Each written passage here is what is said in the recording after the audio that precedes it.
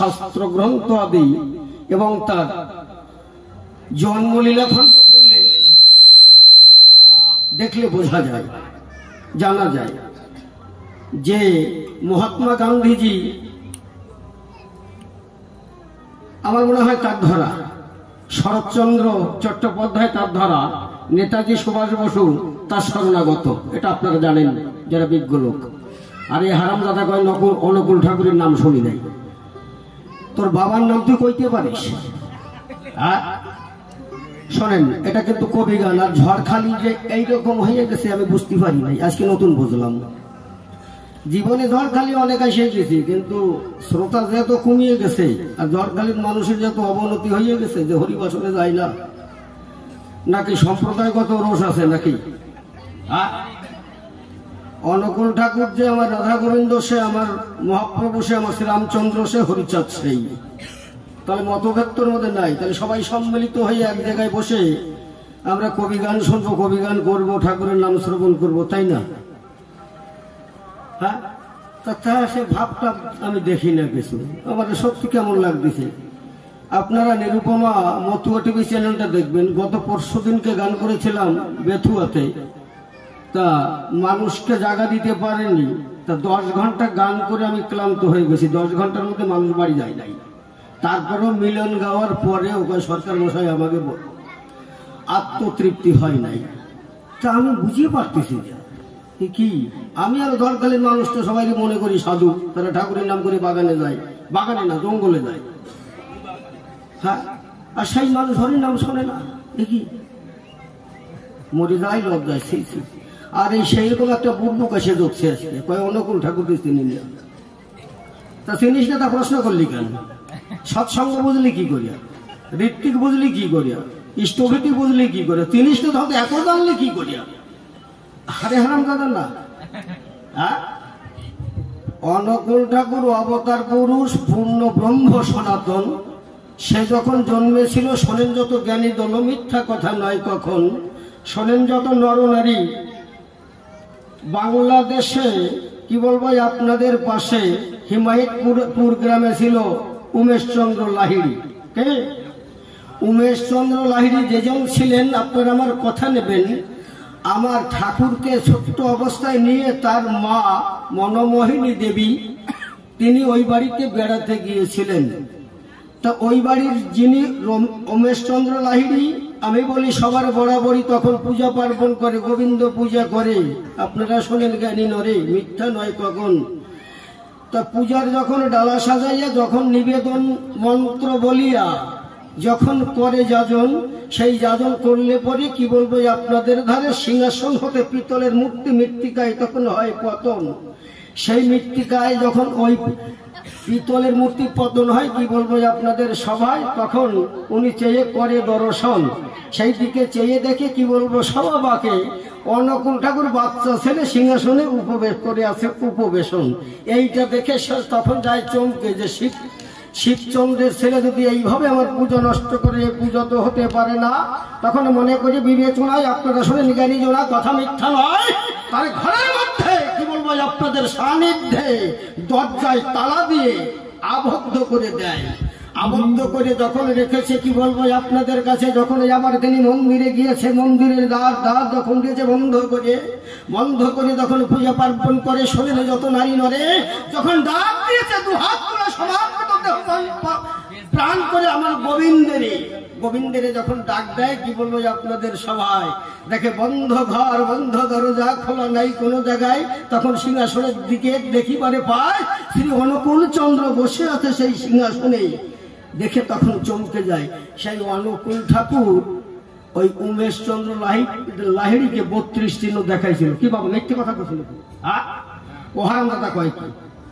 তুই কি মনে করছিস আমি অনুকূল ঠাকুর জানিয়ে শুনিয়ে, সে অবতার পুরুষ, সে পূর্ণ ব্রহ্ম সনাতন, জানিয়ে শুনিয়ে ভালো করে খাইয়ে তারপরে এই জায়গার বাইনা নিছি। আমি খালি পকেটে আসি নাই আজকে। তোর ঘরের পেটনি ছাড়াই যেতে আমি আজকে বাড়ি যাব। আপনারা বসেন। যেদিনকে এখানে তপন দা, নাকি ওনার নাম তপন দাদা আছে নাকি এখানে? আছে। তপন দাদা যেদিনকে আমার দল ম্যানেজার উত্তম দাস এই ঢুলির কাছে যেদিনকে বাইরের কথাবার্তা বলেছিল, তো আমি বলেছিলাম দেখেন আমি অসিত সরকার, বর্তমান আমি 25,000 টাকার নিচে ঝড়খালি যেতে পারবো না, যদি 25,000 টাকা আমাকে দেয় তুই কথা দিস। তো বললো যে কাকা আমার খুব বন্ধু মানুষ, খুব হাতে পায়ে ধরেছে, তুমি যদি একটু গান গাইয়ে দাও। তা আমি দেখলাম যে আমার ওই দিনটা ফাঁকাই রয়েছে, তা গাবো না কেন। আর অনুকূল ঠাকুরের কাছে যদি কিছু চাই এটা আমি পাই, তিনি তো বিশ্বের মহাজন, তো তার পয়সা কম হয় হোক, একটু গান গাইয়ে আসি, অসুবিধে কি। তা কথাবার্তার মধ্যে দিয়ে আমি গান গাইতে এসেছি। সেদিন হতে তার আগে অনুকূল ঠাকুর সম্পর্কে আমার ধারণা ছিল না বাবা, আমি জানতাম না তিনি প্রেমময় পুরুষোত্তম, আমি এটা জানতাম না। সেদিন থেকে তার ব্যাপারে আমি পড়াশোনা করি, আমি যতটুকু জেনেছি যতটুকু পেয়েছি সেটুকু আপনাদের সম্মুখে পরিবেশন করব। ভুল ত্রুটি হলে আপনারা আমাকে ক্ষমা করবেন না। কেন? যদি আজকে আপনারা আমাকে ক্ষমা করে দেন তাহলে আমার ওই ভুলটা সারা জীবনের জন্য থেকে যাবে। আপনারা আমার কথা নেবেন, ভুল ত্রুটি হলে আপনারা ধরে কোলে ছেলে মনে করে আমার ভুলটাকে শুধরে দেবেন, তাহলে ঠাকুরের মত পথে ঠাকুরের প্রচারে আমি আরো অগ্রগতি হতে পারবো। এটা আমার মনের কামনা ধারণা। তাই আমি ঠাকুরকে নিয়ে একটা গান লিখেছিলাম।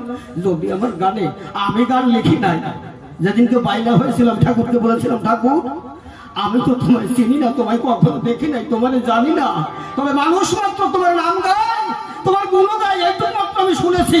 তা যদি তুমি সত্যি যদি অবতার পুরুষ হও, তুমি যদি প্রেমময় হও, তুমি যদি পুরুষোত্তম হও, তা তুমি আমার কথা নাও ঠাকুর, তুমি আমার এই অধরে বসে আমি বলি মনের ভরসা, তুমি আমার কথা নিও, এই হাতে কলম ধরে খুলে বলি তোমার গানে তোমার গান তুমি লিখে জয় জয় প্রেমময় পুরুষোত্তম, জয় জয় শ্রী অনুকূল চন্দ্র প্রেমানন্দ একবার ভক্তবৃন্দ হরি হরি বল।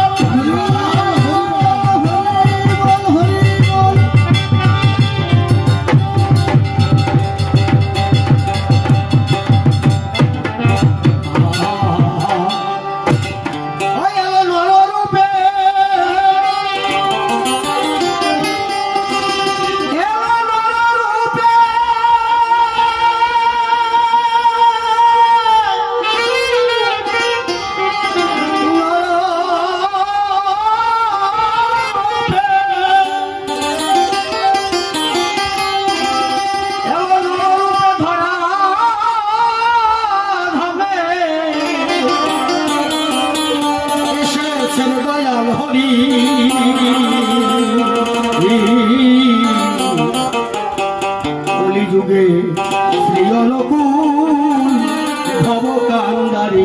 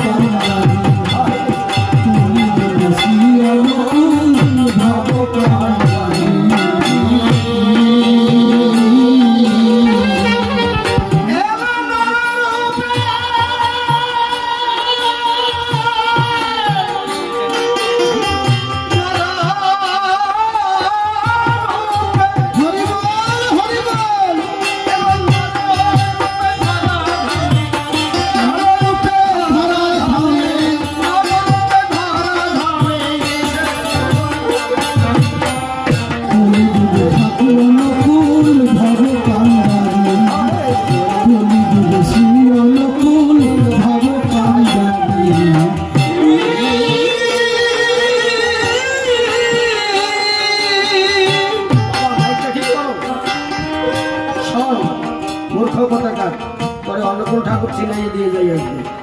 অনুকূল ঠাকুরকে শোন শ্রীহরি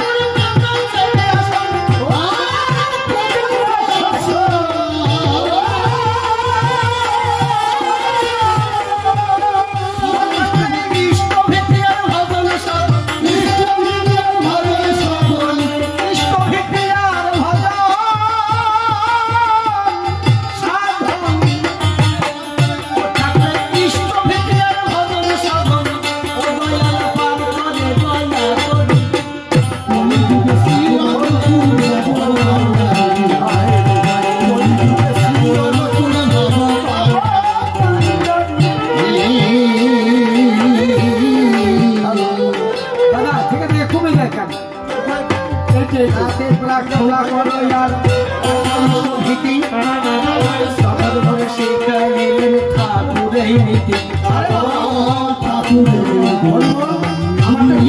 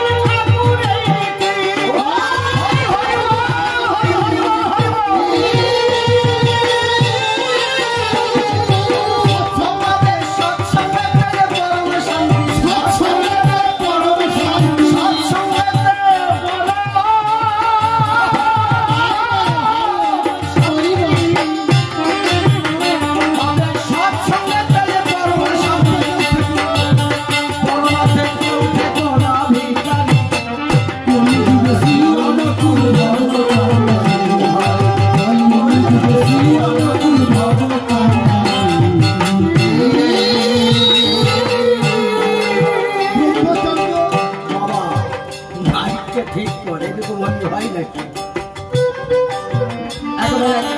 সুন্দর করে করে দেবো যান্ত্রিক ভাবে বলেছে।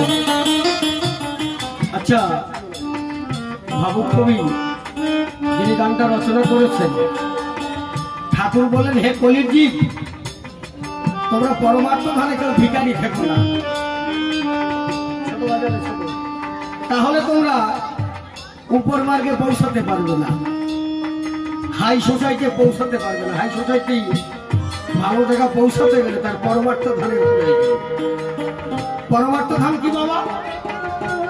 কাকে বলে জানেন? ঠাকুর এই শিক্ষাই দিয়েছেন মানুষকে, পরমার্থ ধানের যত্ন করো। কি বাবা, তাইনি? পরমার্থ ধান কাকে বলে? কালাকাল না মেনে, অমাবস্যা পূর্ণিমা না মেনে যে বধুয়ার সঙ্গে রমণ ক্রিয়া করে তার এই পরমার্থ সম্পদ নিপাতিত হয়ে যায়, যেটাকে পিতৃধন বলে। এটা পরমার্থ ধন। এই পরমার্থ ধনকে যত্ন করতে বলেছে আমার ঠাকুর। যে ধন থাকলে মানুষ বিশ্বের বুকে ধনী হতে পারে, সেই ধনের যত্ন করতে বলেছে। শোনেন শোনেন ভক্ত জনে করি নিবেদন, একটা কথা বলবো আমি সবারই স্বপন। এই যে মোদের দেহ ঘরখানা দেখেছেন সকলে,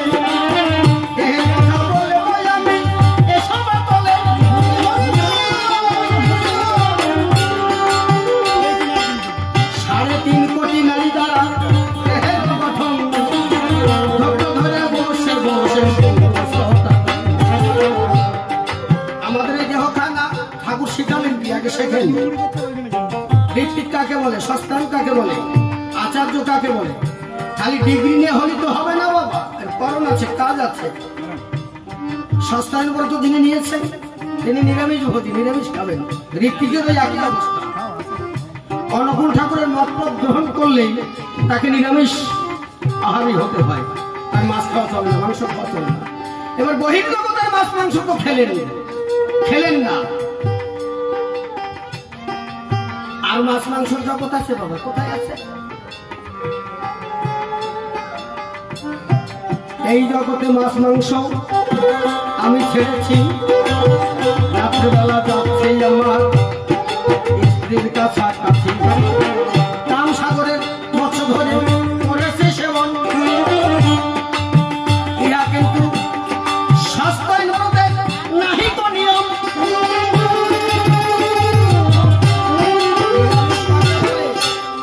নিরামিষ খালি মাছ মাংস বন্ধ দিলে নিরামিষ হয় নাকি? না না, অত সহজ না।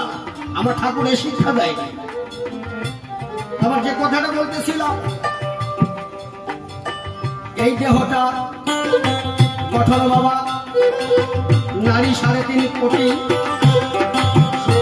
বলবো কথা আগে খুলে খাতে, 3.5 কোটি নারীর ভিতর 72,000 প্রধান।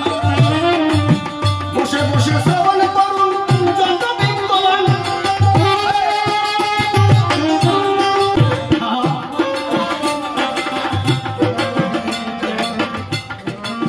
72,000 নারীর মধ্যে বাবা 124 নারী হয়। বৈষ্ণব শাস্ত্রে এই কথা সবাই মিলে করে।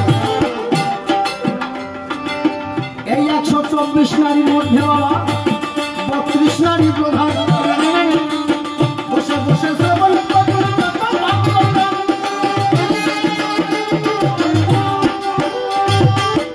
সেই 32 নারীর মধ্যে বাবা 3 নারী রয়েছে সুন্দরভাবে একটা হীরা একটা পিঙ্গলা মাঝখানে সুষম্বা হয়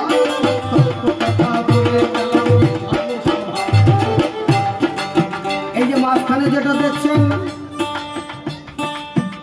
এই যে সূক্ষ্ম রূপে যেটা হীরা পিঙ্গলা সুষম্বা এই সুষম্বার মধ্যে যে একটা নারী প্রবাহিত হয় সেটা বৈষ্ণব সাহিত্যে বলে চিত্রা নারী, মতুয়া সম্প্রদায়, সৎসঙ্গ সম্প্রদায়, যত যত সম্প্রদায় আছে তারা বলে কুহু নারী। আগে ঠাকুর কি দিয়ে গেল সেইটা আগে বিষয়বস্তুর ভিতরে আসলো। ওহারাম কথা কয় ঠাকুর কি চিনি না। তাহলে এই যে সূক্ষ্মরূপে একটা নারী প্রবাহিত হচ্ছে এই নারীর মধ্যে দিয়া 3 রকমের 3টে রস ত্রিধারা রস এই দেহের মধ্যে বিগলিত হয়। সেই রস যদি দেহের মধ্যে বিগলিত না হয় এই দেহ অচল হয়ে যায়। তাহলে কি বলে বৈষ্ণব সাহিত্যে বলে রাধা প্রেম ধর প্রেম রস মতুয়ারার সৎসঙ্গ অনুকূল বন্ধু যারা তারা বলে হরি প্রেম ধর। কোন মহাযোগী কোন মহাসাধক সাধনার ঘরে বসে আলা জিহ্বায় উল্টাইয়া যদি হা কৃষ্ণ গোবিন্দ বলে ভাসলে রয়ে যাবেন যদি কিন্তু পান করতে পারে নরলোকে সান্তার দেবলোকে মানে হরি বল হরি বল। এই হচ্ছে সাধনা। আমার ঠাকুর কি দিয়ে গেছে শোন, ঠাকুর যত আছে তার তোর মতো মতবাদী নীতি পারবে কেন? কত ভালো ভালো আচার ধরে নীতি পারে না, তুই তো সাধারণ চাষি। আর কি দেশে শোন, চন্দ্রের সাধনা দিয়েছে ঠাকুর অনুকূল, যা বিশ্বের বুকে কোন অবতার কোন পুরুষ কোনদিন দেয় নাই। চন্দ্র কাকে বলে জানিস? শুনে দাসবি যে চন্দ্র দ্বারা মানুষ এই পৃথিবীতে আসে। আচ্ছা মা, আপনারা তো আজকে বসে আছেন, বাবারা আপনারা বসে আছেন, এই পৃথিবীতে কবে এসেছেন? এর আগে কোন পৃথিবীতে ছিলেন জানেন? এর আগে যে পৃথিবীতে ছিলেন সে পৃথিবী একটুখানি। বাবার এই মস্তক মন্ডলটা একটা পৃথিবী। এই পৃথিবীর মধ্যে আপনি বাবার দ্বিদল চক্রে চন্দ্ররূপে আপনি বসবাস করতেন। অনেকে হাত দেখে বলে না চন্দ্রটাও আর যে তত্ত্ব কথাগুলো কইয়ে যায়। কেন কইয়ে যাবো?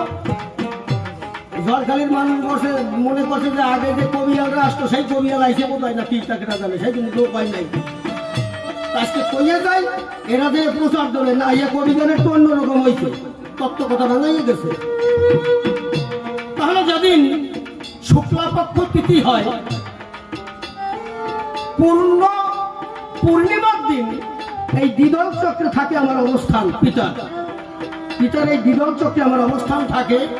শুক্লা পক্ষে আস্তে আস্তে এই দ্বিদলের ডান পাশে আমি 14 দিন অবস্থান করি। এই 14 দিন অবস্থান করার পরে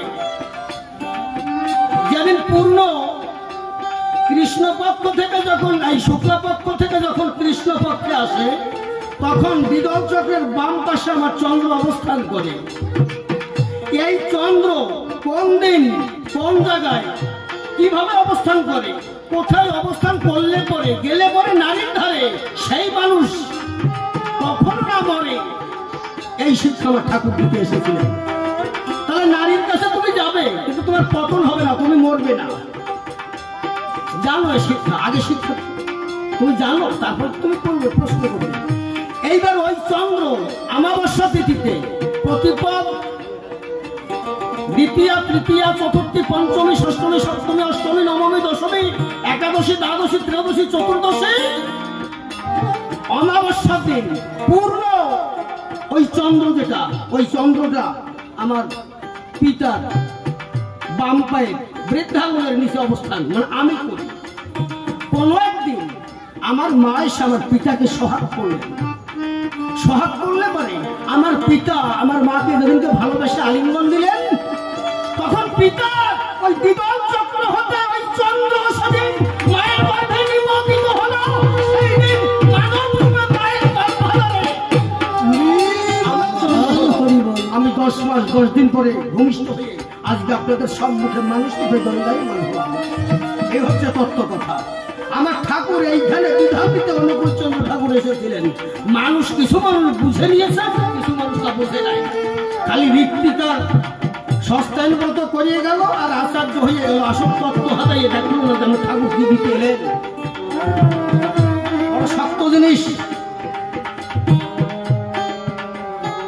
বাবা টাকা নিয়ে যখন গান গাইতে আইছি, এই বিষয়বস্তুটা আমাকে গুলে খেতে হয়েছে। তাহলে আপনারা তো প্রশ্ন করতে পারেন, সরকার মশাই আপনি কথাটা কি বললেন?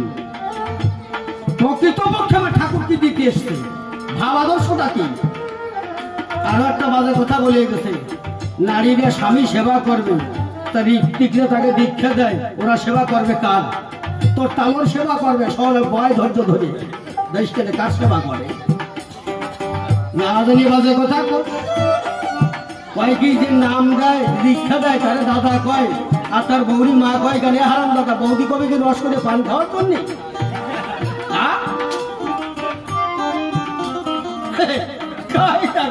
এই দাদা কয় কেন জানিস? তোরা তো যে কটা বলো সেই কটা গুরুদেবের বাবা কস। গুরুদেবের বাবা কয় নাকি? এইটা কানমন্ড সম্প্রদায়ের মধ্যে গুরুদেবের বাবা কয়, ওই কটা হচ্ছে হারে হারাম দাদা ফাজিলির দল। আমি অসিত সরকার আজকে সভায় মঞ্চে দাঁড়িয়ে করিয়ে গেলাম, গুরুদেবের সঙ্গে কোনো সম্পর্ক নাই। গুরুদেব স্ত্রী গুরু বেরোবো, সে দাদাও না, মাসিও না, কাকাও না, বাবাও না, পরম ব্রহ্ম সত্তা। আর অনুকূল ঠাকুরের মত আদর্শে যারা নাম দিয়ে বেড়ায় তাকে দাদা কয়েকজন শুনলে বা তারা নাম বাহক। গুরু একমাত্র পুরুষোত্তম, প্রেমময় পুরুষোত্তম শ্রী শ্রী অনুকূল চন্দ্র ঠাকুর। তিনি হচ্ছে এক গুরু, ভিন্ন যত আছে নাম বাহক তারা দাদা।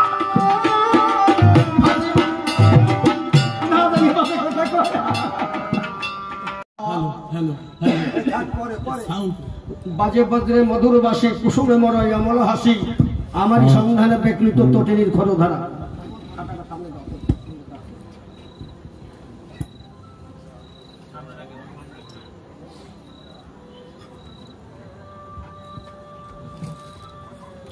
আমাতেই বিশাল ব্রহ্মাণ্ড, আমাতেই বিশাল ব্রহ্মাণ্ড অনন্ত দিভা বিভাবলী, আমার মধ্যে যে বিরাট আমি প্রকাশ আমি দিবা যাবি। অর্ধ সভাবক্ষে সভাকক্ষে হেন বিরাট আমারই আমি নমস্কার করি। যাই হোক, মনশিক্ষা শেষ করে কবিগানের সূত্র ধরে সভাকক্ষে দাঁড়াইতে চাই।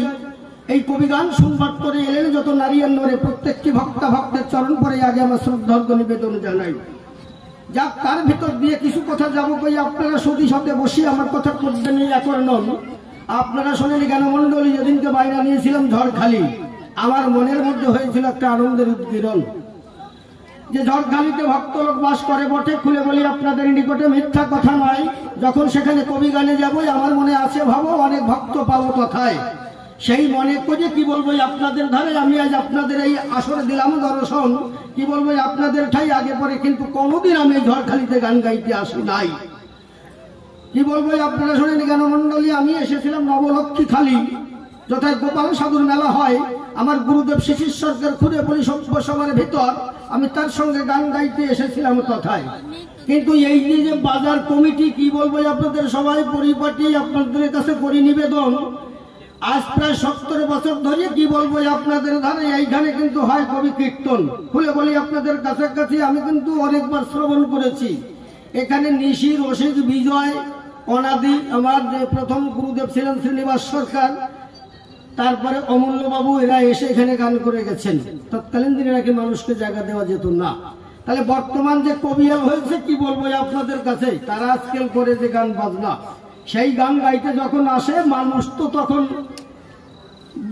মনে করে বসে বসে যে ওই তো ঘন্টা তিনিক ধরিয়ে গাবে, কি আর শুনবে, কি শুনতে যাব, এই মনে ভাবনা করি মানুষ এখন কবি গান শুনতে আসে না বাজারে। কিন্তু আমি ভাবলাম যে আমি অসিত সরকার তাদের ঘরের ছেলে, কি বলবো আপনাদের সভা তলে আজকে ঝড়খালিতে দিব দর্শন। যা হয় হবে, আপনারা সবে আমার কথা নেবেন হেদায়, সেই মনোভাব করেই আমি এসেছিলাম ঝড়খালির বাজারে কবি গান গাইবার আশায়। তো ভক্তজন দেখেই আমার মন গেছে বেঁকে। এত বড় একটা কবির আসরে কি বলবো আপনাদের ধারে, যদি সবাই লোক না থাকে তাহলে কেমন করে গান করা যায়। তবু যে কয়েকজন আছেন বসে কি বলবো আপনাদের উদ্দেশ্যে ধৈর্য ধরে আপনারা থাকবেন বসে। আমি করি নিবেদন, যেভাবে করেছে প্রশ্নপত্র খুলে বলি সভাগাত্রই এক এক করে তার প্রশ্নই আমি করব সম্পাদন। ও আমাকে প্রশ্ন করেছে কি বলবো আপনাদের কাছে মিথ্যা কথা নয়, আমাকে করেছে দুর্গা প্রসন্ন ভট্টাচার্য, আপনারা তাই করেছেন ধার্য। ও নাকি কি হরিচরণ না কালীচরণ? হরিচরণ চাষি হয়, ওর বাবার নাম আমি কোনোদিন শুনি নাই। ওই যে কোন জায়গা থাকে, কোন জায়গায় যে আইসি তাই বুঝলাম না, বুঝলেন? একটা গল্প মনে পড়ে গেছিল গানের মধ্যে, আমি এখন একটু কই, আপনারা শুনে নেন, তারপরে ওর জবাব আমি দিয়ে যাব। ওই এক বুড়ো আর বুড়ি, তারা রাত্রি শুয়ে আছে দুইজন। তা প্রায় 85 বছর হয়েছে বুড়োর, আর বুড়ি ওই 70-75 বছর বয়স। তা দুইজনে মুহোমুহি দিয়ে শুয়ে, দাম্পত্য জীবন তো, প্রেম প্রেমিকার কাহিনী আপনারা শোনেন জ্ঞানী গুলি। তা মুখের উপরে মুখ দিয়ে শুয়ে রয়েছে, বুড়ো ঘর ঘর করে নাক টানে, আর বুড়ি ফুটুস ফুটুস করে। এখন বুড়ো ভাই তুই ফুটুস করিস কেন? তুমি নাক টানো কেন সারের মতন? এখন বুড়ি করে বর্ণনা, দেখো বুড়ো তুমি তো বেশি দিন থাকবে না, 2 দিন পরে মরিয়ে তো ফুটে সানলাইট হয়ে যাবা।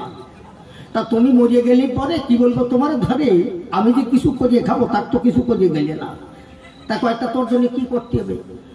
শোনো একটা কাজ করা যাক, এখন আমাদের রসের কথা থাক, আমি তোমার সঙ্গে করে একটু আলোচনা। তুমি আমার কথা নাও, 10,000 টাকা সিন্ধুকে আছে ওই জন্য তুমি কালকে হাটে চলে যাও। হাটে গেলে পরে কি বলবো তোমার ধারে বাজারে ঘুরে ঘুরে আমার জন্য একটা গরুর হাটা দিয়া একটা জার্মানি গাই কিনে নিয়ে আসবা। ওই জার্মানি গাই কিনে এনে দিলি, তুমি যদি মরিয়ে ফুটে সানলাইট হয়ে যাও আমার অসুবিধা হবে না, ওই দুধ দইয়ে খাই আমি জীবন করে বেশি করতে পারবো। ঠিক আছে, তোর যুক্তি খারাপ না। তা তুই একটা কাজ করিস, সকালবেলা যখন হবে বুড়ি আমি তোরে বলি এবে, তুই আমার কথা নিবি, সিন্দুক খুলে বলি তোর সভাতলে আমার ওই 10,000 টাকা তখন দিবি। ওই 10,000 টাকা নিয়ে কি বলবো সবাই দাঁড়াইয়া, তখন ওই বুড়ো চলেছে হাটিয়া, মিথ্যা কথা নয়। তা কি বলবো আপনাদের কাছে, ঝড়খালি তো গরুর হাটা আছে কি না আছে এ তো আমার জানা বড় হয়ে যায়। তবে কি বলবো আপনারা মনে নেবেন শান্তি, ওই গরুর হাটা আছে কিন্তু সবার বাসন্তী, ইহা কোনো মিথ্যা নয়। উনি হাঁটিতে হাঁটিতে খুলে বলি আপনাদের সাক্ষাতে যখন গেল গরুর হাটেতে, যখন দিল দর্শন, দেখে গরুর ওই হাটের প্রথম হাটে কি বলবো আপনাদের নিকটে একটা জার্মানি বড় একটা ঢকের গাই সেইখানে বান্ধা আছে। তখন ও সেই গাই দেখে ওর মন গেছে দেখে, তখন ওই গাইয়ের ধারে একটা লোক বসে আছে, তারে যাইয়া বলতেছে এ বাবা তোরে গরু বেচবি নাকি? কই বেচবি না তো কি আমি হরিষে নিয়ে আইছি নাকি? কয়টা দাম কত? কয় 10,000। কয় পোড়া তো ভালিয়া আমি তো আনছি 10,000, তা তোরে যদি সব দিয়ে দেই তাহলে আমি কি করবো? 500 টাকা কম নেই। কয় ঠিক আছে, কিন্তু ওই শয়তানেরা 2জন লোক সাজানো ছিল চার দোকানে, মানে ওই বুড়োর কাছে টাকা নিয়ে বুড়োরে নিয়ে চার দোকানে যাবে, 2 শয়তান বেরিয়ে আসবে। এখন এই টাকা পয়সা নিয়ে কি বলবো সবাই দাঁড়াইয়া, তখন ওই বুড়োরে ছলনা করিয়া বলে বুড়োর ধারে, বুড়ো শোনো আমার কথা নেবা, এই কয় অনেক কষ্ট হয়ে গেছে, এইখানে তোমার বাসন্তী যাবা, চলো একটু চা খাই আসি দোকান দিয়া। বুড়োরে নিয়ে যখন দোকানে চা খাইতে গেছে কি বলবো আপনাদের কাছে, এই সময় আর যে সাজানো 2জন ছিল সেই 2জন উঠে কিন্তু আটা দিছে। ওই 2জন বাইরে এসে ফুলে বলি আপনাদের পাশে ওই যে গাই গরু বাঁধা ছিল, আর তার আগে একটা কাজ হয়েছে, বুড়ো কয় দুধ হয় কত? কয় 13 কেজি হয়। কয়টা বালতিতে তুমি দোয়াইয়ে খাইয়ে দেই। এখন বালতি একটা নিয়ে ঝপুর ঝপুর 2 টাল গেছে, কেজি 2-2.5 হয়েছে। বুড়োটা চুমুক দিয়ে খাইয়েই ফেলাইছে। বুড়ো আগে টেস্ট করে গেছে গরু ভালো জাতের গরু, জার্মানি গাই। এখন ওই দোকানে যখন চা খাচ্ছে 2 শয়তান বাইরে এসে ওই গরু ওই জায়গায় পাল্টাইয়ে ঠিক ওই রকম টেটারিয়ে গরু বেঁধে থুইছে। যেই এইবার বুড়ো বাইরে এসে আসে বাকি খোকা শোন, টাকা পয়সা তো দিয়ে দিছি, কি বলবো তোর কাছাকাছি আর কিছু দরকার নাই, তুই আমার কথা নিবি, গরুর দড়ি আমার হাতে দিবি। এখন গরুর দড়ি হাতে নিয়ে টানতে টানতে আটাচ্ছে ঝড়খালি যাবে, সেই 4 নম্বরে অনিল মিস্ত্রির বাড়িতে যাবে। চলে যাচ্ছ নাকি নাকি কবি গান শুনবো না? তা আগে কবি গান দিয়ে না শুনে দাও কোন জায়গায়, আজকে রসে বাসায় খেয়ে দেবো আমি, তত্ত্ব কথাও করবো, রসও দেবো, যে কয়জন আছে। তারপর যদি মাইক কি শুনি আর কিছু আসে পরে আসবে, না আসবে না আসবে ওতে আমার অসুবিধা নাই, আমার তো আমি কইয়ে যাবো তাতে যতটুকু থাকে। এইবারে ওই বুড়ো এখন ওই গরু নিয়ে টানতেছে আর হাঁটতেছে, আর ওই গরু মাঝে মাঝে আগে গরু সমাজ হাম্বা, ওই বুড়ো কই কি আবার হাম্বা করতেছিস, কেবল তোর ওলানের চাপ কমাই দিছি 3-4 কেজি দোয়াই যায়, তোর ওলানে এবার এত চাপ হয়েছে তুই হাম্বা করতেছিস, চল তোরা নিয়ে বাড়ি যাই। এখন বুড়ো তো বাড়ি নিয়ে এসেছে, 4 নম্বরে চলিয়ে গেছে, নিয়ে যাইয়ে বারান্দার খুঁটিটি বাঁধিয়ে থুইছে। ঘরে যে বুড়ির কাছে, বুড়ি তোর জন্য জার্মানি গাই আনছি। বুড়ি এক পলক দেখে না গরুর ঢক আছে, অন্ধকারে তো এরিকেন জ্বালানি, তখন তো কারেন্ট ছিল না, এখন গরুর ঢক ভালো আছে। বুড়ি দেখে বুড়োরা যত্ন করে ভাব দিছে, দুইজনে আবার এই ফুটুস ফাটুস করে ঘুমাচ্ছে। এখন বুড়ো বল দিছে, বুড়ি অত ফুটুস ফাটুস করিস না, শোন জীবন ধরে তো লিগার চা খালাম, কোনোদিন একটু দুধ চা ওঠে নাই আমার কপালে, পোড়া কপাল আমার। তা গরু যখন আর নিয়েই বইছি, সকালবেলা উঠে কি বলবো তোর নিকটে ওই গরু দোয়াইয়া আমার একটু দুধ চা করে দিস গুলো করে। এখন বুড়ি কিন্তু সকালবেলা 3টের সময় উঠছে, হেরিকেন একটা যাচাই এনেছে, বালতি থেকে গরু করতে গেলে কি লাগে, একটু জল লাগে, একটু তেল লাগে, বালতিটি করে একটু জল নেছে, তেলের বোতল একটা নেছে।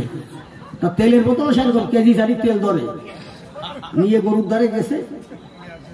পাশার ধারে হেরিকেন ধরে ভাবতেছে ব্যাপারটা কি, আমাদের পাড়ায় তো গ্যাদনের মার গরু আছে, তার তো ছোট ছোট 4 বাট, আর এই মাঝখানে মুগুরি মতন একটা কেন, এই জাতীয় গাই কবি দেখি নাই। প্রতিবারে বুড়ো পয়সা তখন জার্মানি গাই, কিছু নাই। এখন ওই জায়গায় জল দিয়ে ধোয়, ওই জায়গায় মাখাচ্ছে তেল, ওই জায়গায় মাখানো তেল কেমন বাদে তখন খেল, যাদের আছে পুরুষের দেল তারাই ভালো বোঝে, কমায়রা বোঝে না। এখন ওর তো ভাব খাইয়ে উঠতেছে, আর এরকম পিছন দিক চাপছে যে ব্যাপারটা কি। আগে যে বাড়ি ছিলাম আমার এই মেশিনে তো এত যত্ন করে না, যে শালা আমার এই মেশিনে তো যত্ন করতেছে। এখন ওই বুড়ি টানতে টানতে মাঝদি বালতি সাদা নিচে ধুয়ে যখন ধুয়ে দিয়ে দোয়া যেতেছে টান, ওই জায়গা টান দিলে পরে কেমন ব্যথা লাগে দেহের ভেতরে, এই মায়েরা না জানলো ভালো জানে যারা বসে আছে আসলে আব্বা জান। গরু কি করিছে, লাথি মারে ওই 4 চিত্তের করে কুড়িয়ে দূরি ফেলাই গেছে। বুড়ি তো কাতরাচ্ছে, বুড়ো কয় এ বুড়ি তুই কাতরাস কেন, কয় আমি কাতরাই না, কাতরাই তো তোমার গরু, আমি 4 কেজি তো খাই যাইছে, আমার ঠোঁটে লাগিয়ে রয়েছে, কয়টা তুমি আসে যাও। আমি বুড়ো আর একটা হেরিকান যাতাই নিয়ে গরুর ধারে এসে দেখে কি ওরে শালা সেটা তো না, ওই ও বুড়ি যেটা দেওয়ার কথা ছিল এই হালা হেডা না, এটা পাল্টাইয়ে গেছে। এই যে হরিচরণ আসার কথা ছিল, আমার মনে জ্বর খালি আসার আগে ওই মাছ পথে পাল্টাইয়ে গেছে। যদি সেই দিয়েই হতো তাহলে এই জাতীয় প্রশ্ন করে না, এটা হেডা না। আচ্ছা আপনাদের একটা কথা বলি বাবা, কিছু মনে করবেন না। তখন বাবু আমি তো সৎসঙ্গের পথের মানুষ না, আমি অসিত সরকার হয়ে বলছি। আমি ঠিক এই ভাবধারা জানি না, কেবল শিখতে আরম্ভ করেছি। যদি আপনাদের আশীর্বাদ থাকে আগামী দিনে ঠাকুরের নাম প্রচার করার জন্য যত কিছু লিপিবদ্ধ করতে হয়, লিখতে হয়, আমি লিখব। কিন্তু একটা কথা, আপনাদের এই আসরে কোনো ফুল চন্দন মালার ব্যাপার থাকে কি না, ঠাকুরের ওগুলো নিষেধ আছে। তাহলে কবিগান গাইতে যারা আসে, বিশেষ করে কাকদল আসলো না আসলো আমার দেখার দরকার। অসিত সরকার যখন আসবে তখন মনে করবেন একজন সাধু মানুষ না হোক, একজন নিকৃষ্ট মানুষের দল এসেছে, তাকেও তো বরণ করা উচিত মালা দিয়ে। এটা আমার ঠাকুরের মারফতে হওয়া উচিত, এটা আপনারা করবেন। আজকে আর দরকার নাই, এর পরবর্তীতে এসে আপনারা করবেন। সম্মান জানাতে একজন কবিত্ব, মানে সাধু না হলে কবিয়াল হয় না। আগে সাধু হতে হবে একটা মানুষকে, তবে কবিগান গাইতে হবে। তবে মানুষের বাজে কথা কইয়ে ফাঁকি দিয়ে পয়সা নিয়ে যাওয়া যায় না। আগের দিন বেতুয়ে গান গাইছি 10 ঘন্টা, আপনারা নিরুপমা মতুয়া টিভি চ্যানেল খুলে দেখবেন, 10 ঘন্টায় মানুষের বাড়ি যায় নাই। কালকে আবার সেই জায়গায় 3 তলার বাইনা হয়েছে। তা এটা আপনাদের শিক্ষা, যেমন শিক্ষাটা দিতে হবে। যেমন আজকে আমি গুরুর ভূমিকায়, অর্থাৎ আমি আজকে ঋত্বিক, কথাটা রাখবেন ঠিক, প্রভু মিথ্যা নয়। তাহলে ওই অসিরাজ গেল মরিয়ে কি বলবো আপনাদের ধারে কাব্যাবাসরে আমি হলাম ঋত্বিক দুর্গা প্রসন্ন ভট্টাচার্য।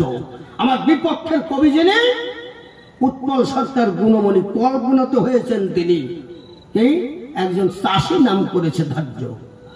তাহলে এই অসিত আজকে অসিত নাই, কি বলবো আপনাদের ঠাই। আমি কিন্তু এখন দুর্গা প্রসন্ন অসিত বলে ডাকলে আর ডাক শোনার আমার কায়দা নাই। ভূমিকায় আমি দুর্গা প্রসন্ন হলাম, কি বলবো আপনাদের সভ্য সমাধান। আমি অনেক কিছু করেছি লিখন। তাহলে দুর্গা প্রসন্ন ভট্টাচার্য হয়ে একটা কথা বলি, তিনি এখন বর্তমান নেই।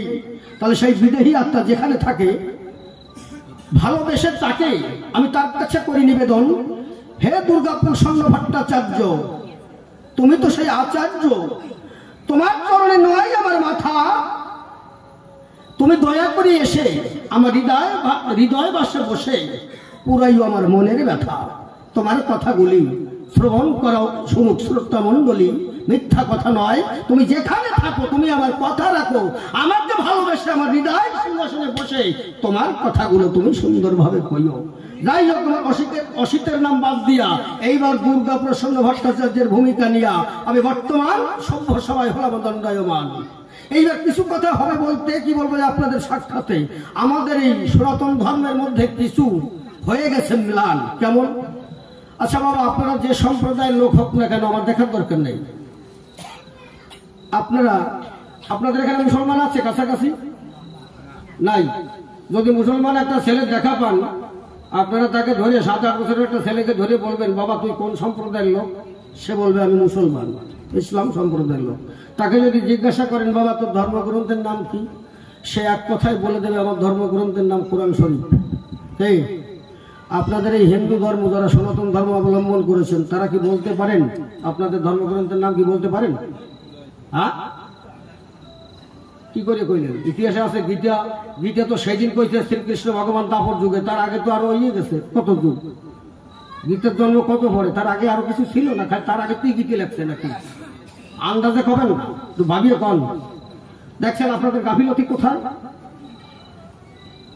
অনুকূল ঠাকুরের মত পথটা আমার ভালো লাগে এই জন্য, আমি দেখেছি এই কয়দিন ধরে আমার এক ভগ্নিপতি এই মত পথে।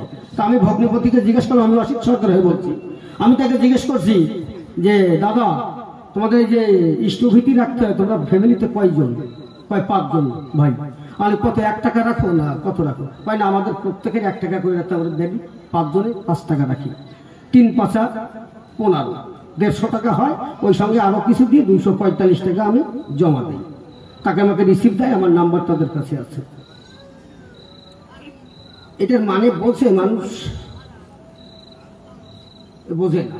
এ যদি বুঝতো তাহলে এই পশ্চিম বাংলা ভারতবর্ষের মানুষের চেতন শক্তি, মানুষের মনুষ্যত্ব শক্তি আরো বৃদ্ধি পেত। মানুষ এগুলো বোঝে না, কি বুঝাবে? আচ্ছা যাই হোক, এবারে আমি বলছি তাহলে এই যে অনুকূল ঠাকুরের মত পথ, তাহলে অনুকূল ঠাকুর শিক্ষাতে আসলেন কি? যে তোমরা নিজেকে জানো, তোমার নিজের ধর্ম সম্পর্কে আগের মনীষীরা কি বলে গেছে সেটা জানো। একদিন জানার চেষ্টা করেন নাই কেন? আমাদের সনাতন সূক্ষ্ম সনাতন ধর্মের যে প্রথম যে মেন ধর্মগ্রন্থ যেটাকে বলে, সেটা হচ্ছে ঋগ্বেদ। ঋগ্বেদ লিখেছিলেন কে? মুনি বিশ্বামিত্র লিখেছিলেন এই জগতে। তাহলে বিশ্বামিত্র যখন লিখেছে ঋগ্বেদ আমাদের ধর্মগ্রন্থ, তাহলে আমরা কেন জানবো না? আচ্ছা, তারপরে আপনারা এই যে এখানে এত বড় একটা নামবাসক করেছেন, নাম করছেন, আপনাদের পরবর্তী জেনারেশনে, আপনারা চলে যাওয়ার পরে আপনাদের পরবর্তী জেনারেশনে যে নাম করবে তার জন্য কিছু করে যাচ্ছেন। কোন মত পথে যদিও না করে, কি বলবো, আপনাদের ধারে এই হরিচরণ আমি বলি তোরে তুই আমার কথা নিবি, প্রত্যেকদিন সকালবেলা ঘুষাইয়ে তার ভবের জ্বালা, এই ভবের জঞ্জাল জ্বালা, ওই বাড়ির যে কয়জন আছে একসঙ্গে বসে তারা আমার ঠাকুরের নাম করে, কি সবাইকে নিয়ে। এই আর কোন সম্প্রদায়ের মধ্যে দেখি না। বৈষ্ণব যারা আছে, কি বলবো আপনাদের কাছে, তারা হরে কৃষ্ণ বলে, খালি যে কয়জনে তিলক মালা নেয় সেই কয়জনে, পিছনে যে কয়জন আছে তাকে কথা ভাবে না। তারা চলে গেলি পরবর্তীতে কেউ যে ঠাকুরের নাম করবে তার কিছু করে দেয় না। তাহলে আমার অনুকূল ঠাকুর নতুন কি দিল, এইটা একটু শোন। বাড়ির যে কয়জন ফ্যামিলি মেম্বার থাকে, আমি বলি তোকে তুই আমার কথা নিবি, সব কয়জন পরিবেশ মার্জিত ভাবে সকালবেলা বসে তারা মনের ভরসে ঠাকুরের নাম করে। কি নাম করে? সব করা চলিয়ে গেছে বোধহয় না? তার নাম করে কি আমি গাবো কাকে নিয়ে? তাহলে সব কয়টা চলে গেছে। কি নাম করে? প্রার্থনাটা কি? তাহলে এ আর কোন সম্প্রদায়ের মধ্যে করে না। আমি সারা পশ্চিম বাংলা, ভারতবর্ষ, এপার বাংলা ওপার বাংলা বলছি, আমি ঘুরে ঘুরে দেখেছি। আমাদের যারা অন্যান্য সম্প্রদায়ের মানুষ, তারা কিন্তু এইভাবে ছেলে মেয়ে নিয়ে এই আদর্শে আদর্শিত করে শিক্ষা দেয় না। একমাত্র সৎসঙ্গের মধ্যে যারা বাস করে, আপনারা শুনেন, নারী নরে মিথ্যা কথা নয়, সন্তান সম্পত্তি দিয়া তারা নামে প্রেমে মাতিয়া আমার নামে গুণাগুণ গায়। কি নাম গায়? নামটা একটু গাবো নাকি? কি গাইছে? তাহলে সকালবেলা বসে কি গায় অনুকূলপন্থী যারা, তারা কি গায়, যারা সৎসঙ্গের দেখেন ছেলে পুলে সবাই নিয়ে গায় জয় রাধে রাধে কৃষ্ণ কৃষ্ণ।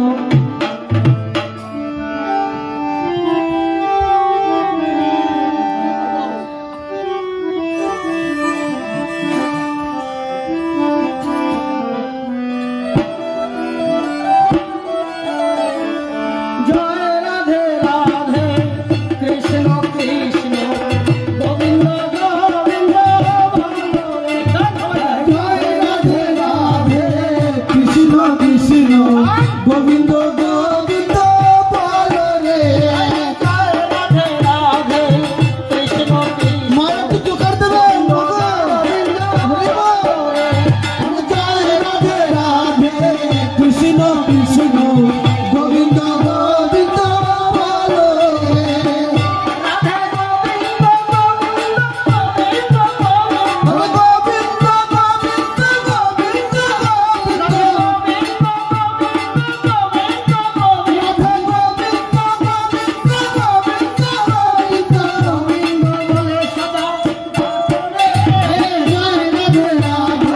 কৃষ্ণ কৃষ্ণ গোবিন্দ গোবিন্দ বলো রে, জয় রাধে রাধে কৃষ্ণ কৃষ্ণ গোবিন্দ গোবিন্দ বলো রে, ছাড়ো রে মন কপট চাতুরি বদনে বলো রে হরি হরি। ছাড়ো রে মন কপট চাতুরি বদনে বলো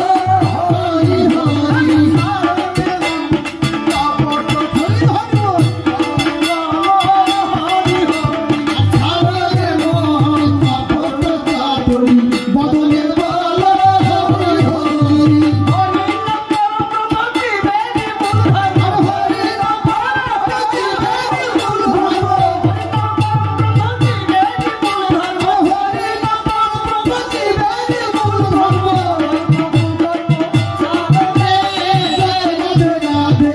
কৃষ্ণ কৃষ্ণ গোবিন্দ গোবিন্দ বলো রে, হরে জয় রাধে রাধে কৃষ্ণ কৃষ্ণ গোবিন্দ গোবিন্দ বলো রে, এই, তোর কোন সম্প্রদায়ের মধ্যে কোন ঘরের মধ্যে আছে সকালবেলা সন্ধ্যেবেলা ছেলে পুলে নিয়ে বসিয়া আশেপাশের বাড়ির লোক নিয়ে বসিয়া এইভাবে নাম গায়? নামের ব্যাখ্যাটা শোন। ছাড়রে মন কপট চাতুরি বাজায় রাখো বদনে বলো হরি হরি। হরির নাম পরম ব্রহ্ম, জীবের মূল ধর্ম, অধর্ম কুকর্ম ছাড়ো রে। এইটা আমার ঠাকুর নতুন দিছে, এই নাম আগে কোনোদিন ছিল না।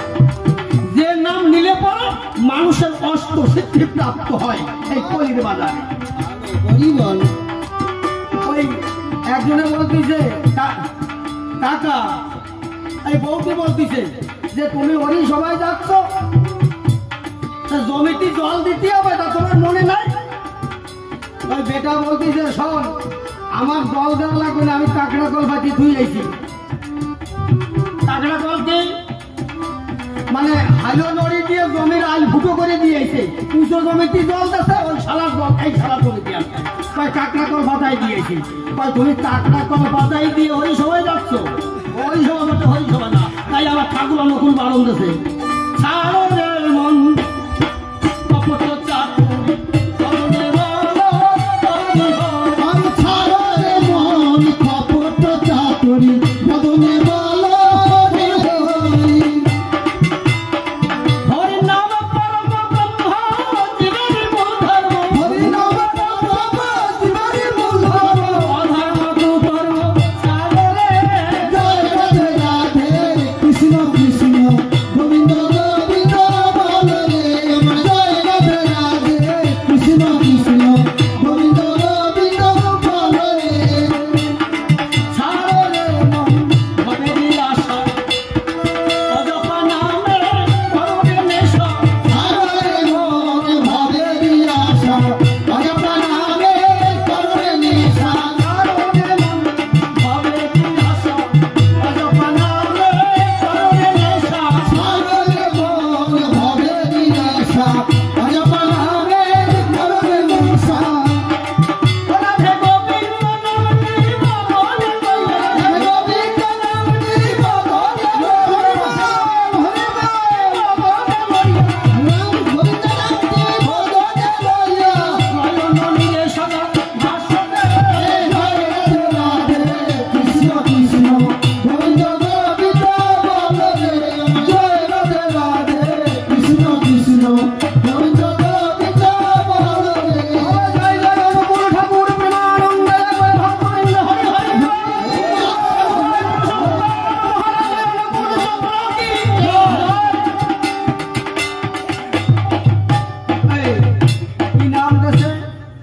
এই নামের ব্যাখ্যা আপনারা জানেন?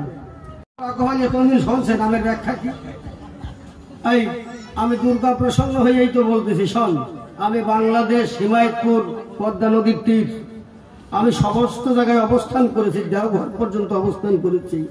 কি বলবো তোর কাছাকাছি দুর্গা প্রসন্ন আমার কথা নিবি।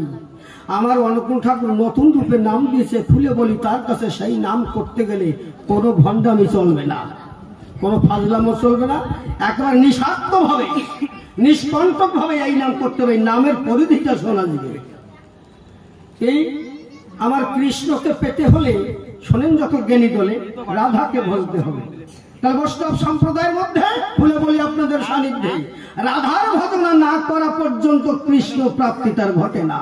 আপনারা শোনেন জ্ঞানী জনা। এইবারে কলিযুগের দিকে আমি চৈতন্য লীলায় আসি। চৈতন্য লীলায় অন্তে কৃষ্ণ বহিনে রাধা, রাধার ঋণ শোধিতে আমার গোবিন্দ আজ শ্রীমান মহাপ্রভু রূপে নদিয়ায় দর্শন দিয়েছিলেন। তারপরে ওই শ্রীমান মহাপ্রভু আবার কি হলেন? হরিচাঁদ হলেন।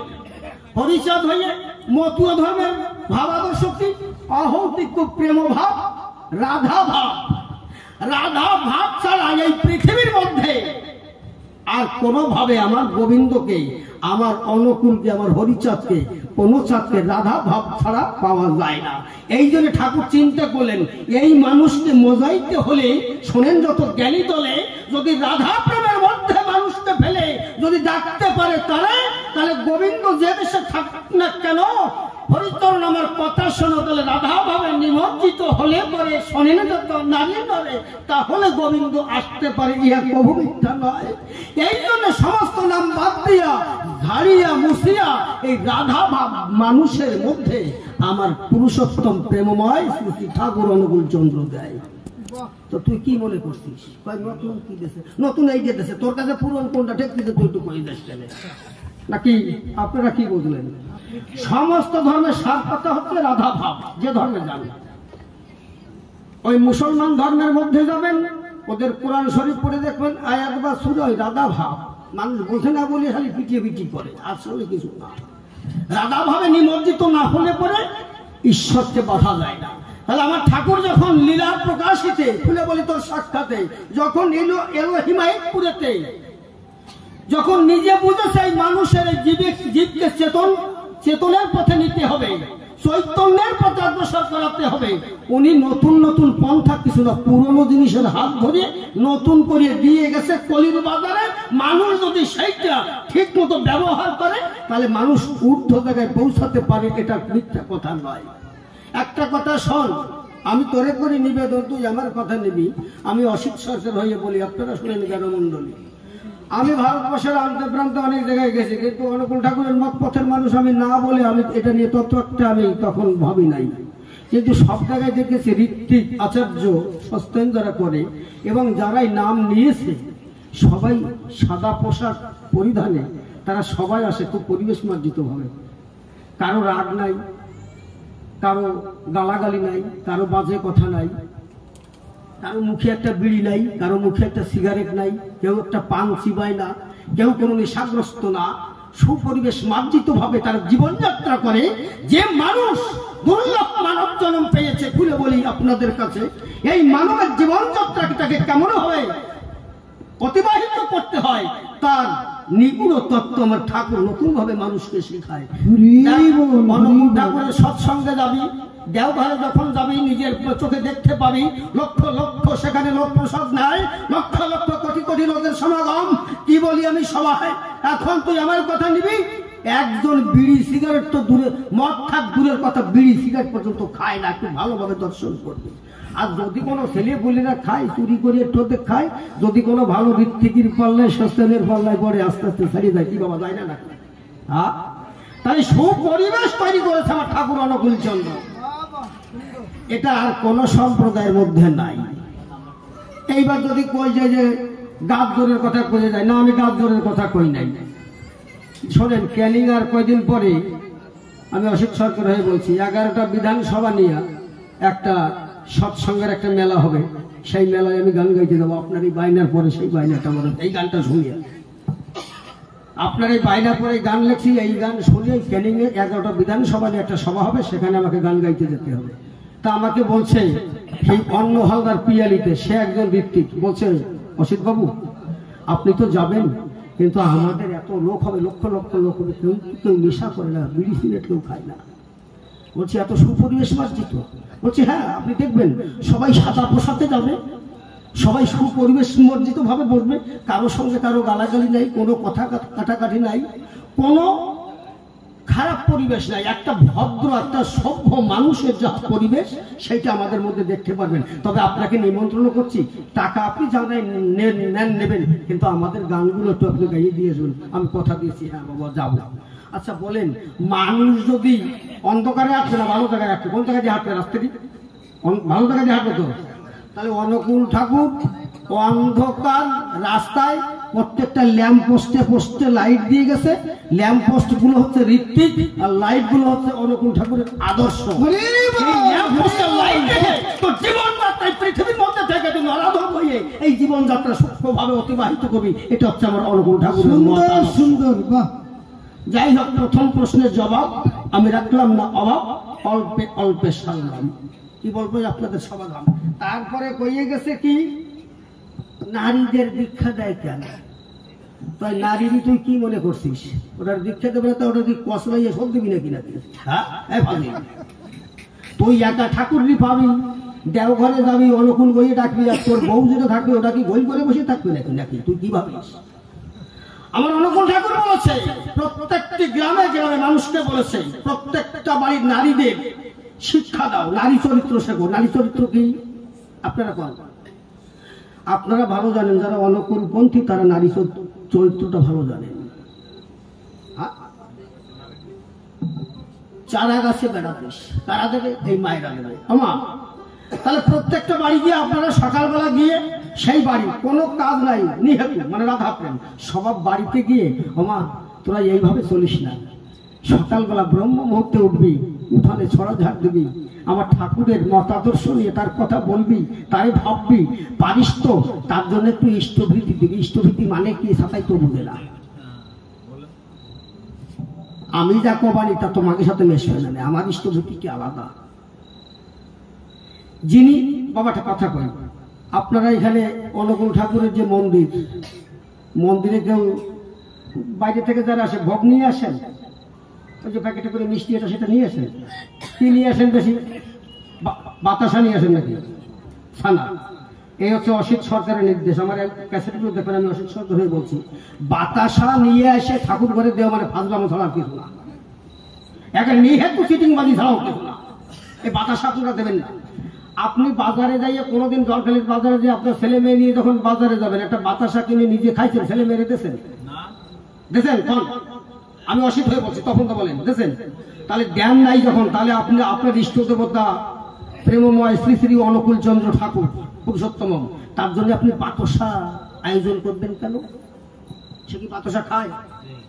সে তো কিছুই খাবে না, শুধু দেখবে যে আপনার নিবেদনটা কেমন, আপনার দেওয়াটা যেমন হবে আপনারা তেমন ভাবে ফেরত দেবে। তাহলে প্রত্যেকটা মানুষ সে হরিচাঁদের দরবারে যাক, আমার গোবিন্দের দরবারে যাক, আমার অনুকূলের দরবারে যাক, বেশি না একটা ছানা সন্দেশ নিয়ে যাবেন, ওই বাতাসা নিয়ে নাচতে নাচতে দেখাতে যাবেন না। ও ফাঁদগামি ছাড়ার কিছু না, ও বাতাসা আমার ঠাকুর খায়। হ্যাঁ, আপনাদের ছানা আসলে আমি ভালো জানি, আমি অনেক অনুকূলের কীর্তনে যাই, কিন্তু আমি ভালো আদর্শ বলতাম না, কীর্তনে যেতাম, ভালো ভালো দিত আমার, আমি খাইয়ে চলে আসতাম। আমারও তো হয়, আর আমার নিমন্ত্রণ করে, একজন কবিরাকে নিমন্ত্রণ করা মানে কি, যাই অনেক কথা কইতে হয়, আমার নিমন্ত্রণ করে আমি যাই, ছানা ছাড়া বাতাসা যদি পাই নাই। এই যে আজকে আমাদের খেতে একটু লেট হয়ে গেছে, আমি অসিত সরকার হয়ে বলছি, সবাই ঘরে খেতে বসেছে, কিন্তু শয়ে শয়ে মানুষ তো বসে খাচ্ছে, হয়তো পরিবেশনে এদিক ওদিক ত্রুটি হচ্ছে। আমার তো অনেক লোকজন অনেক সময়, আমি যাক অনুকূল ঠাকুরের মত পথে যারা প্রবেশ করেছে এরা অতি সম্ভ্রান্ত, অতি গুণী, অতি নম্র, অতি ভদ্র, অতি শিক্ষিত, উচ্চ শিক্ষায় এরা শিক্ষা লাভ করেছে। এদেরকে কখনো চড়া সুরে মেজাজ সুরে কেউ কোনো কথা বলবি না বাবা, এটা আমার শিক্ষা। তাহলে কি আমি অনুকূল সৎসঙ্গ ছাড়া কি আলাদা নাকি? আমি যদি অনুকূল ঠাকুরের শিক্ষায় শিক্ষিত হই, আমি সবাই দাঁড়াইয়ে কই, মিথ্যা কথা না, তাহলে আমি সৎসঙ্গের লোক ছাড়া তো ভাই সৎসঙ্গ মানে কি? খালি পয়সাটা কি যে অনুকূল ঠাকুরের নাম যে করে নেবে সেই করে সৎসঙ্গ, আর করা সব তা কয় নাই, সমগ্র জীবের জন্য বলেছে সৎসঙ্গ। সৎসঙ্গ মানে কি? যে সঙ্গের মধ্যে কোনো বাজে কথা নাই, কোনো আন কথা নাই, কোনো নেশা নাই, কোনো ফাজলামো নাই, কোনো বৌদির সঙ্গে পিস নাই, কোনো প্রেম নাই, কোনো প্রীতি নাই, একমাত্র অহৌতুক নিহেতু প্রেম থাকবে, রাধা প্রেম। এই প্রেম হচ্ছে অনুকূল ঠাকুরের প্রেম বোঝে নাই। সেই শিক্ষা মানুষের মধ্যে দিয়েছে। আর নারীকে কেন শিক্ষায় শিক্ষিত করেছে? এই শালার ফোড়া কপালিরা কি করবো, এ বাড়ি ওর ফল যদি হয়, ওর ফল দিয়ে একটা একেবারে ঘুটিয়ে গুঁড়ো নিয়ে মাইয়ান কি করবেন, দেখবেন ওর ফলের যে কোটা ফল মাই হবে, নাতি পুতি যে কোটা সে কোটা ঘুটিয়ে গুঁড়ো নিয়ে হবে। অনুকূল ঠাকুর কইছে বাড়ির বউরে শিক্ষিত কর, পরিবেশ শিক্ষিত হবে, পরের জেনারেশনটা শিক্ষিত হবে। কি আমার অনুকূল ঠাকুরের মধ্যে ফুলে আমি কইতে বাড়ির নারীর শিক্ষা এটা আগে প্রদান করতে বলেছে। যেখানে শক্তি বাড়ির নারীকে যদি শিক্ষিত করতে পারে, শরীর যত জ্ঞানী করে, সেই সমাজ জাগৃত হতে পারে, মিথ্যা কথা নয়। তাই অনুকূল ঠাকুরের মত আদর্শের লোক যে রাস্তা দিয়ে যায়, গেলে পরে তাহা দেখলে বোঝা যায় এরা সৎসঙ্গের লোক যাচ্ছে। এক দলে এক কথা, জয় গুরু জয় গুরু, সাদা পোশাক, সাদা কথা, সাদা ভাবে চলা, এটাই হচ্ছে আমার অনুকূলের আদর্শ। নারী শিক্ষা দেবে না, তাই কি শিক্ষা দিবি কারে? তো শালি দিই নাকি? হ্যাঁ, তোরা তার শিক্ষা শেষ কে? ও শিক্ষা তো আমি জানি, কায়দা আছে। হ্যাঁ, একটা গান গাবো নাকি?